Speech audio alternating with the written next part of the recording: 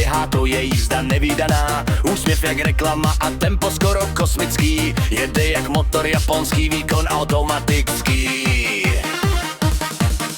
A Martin, ten si doma válí šunky na gauči, ovladač v ruce drží pevně, svět se mu trochu plouží, prý sbírá síly na zítřek, to zní dost poeticky, ale zatím vypadá spíš jako kus nábytku statický.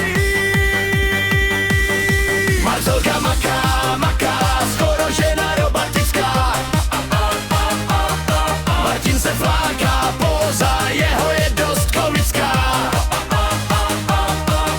Ona má ruce v permanenci, výkon fantastický. On má ručičky dozadu, styl skoro aristokratický. Ale když se zase sejdou, svět je rázem růžovej, protože Martin svoji Marcelku miluje nejvíc na světě celém.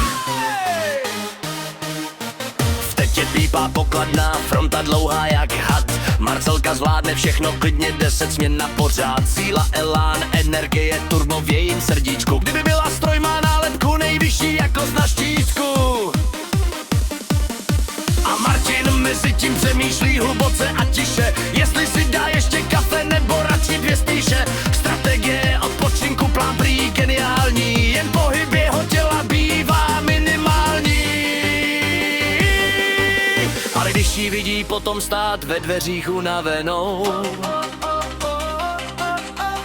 v tu chvíli vstane hrdina s láskou zapálenou. Objímá jí pevně, šeptá si můj poklad největší, a rázem s flákačem muž se srdcem nejbohatším, protože ví, že bez ní by byl svět jen prázdnej sál. Marcelka jeho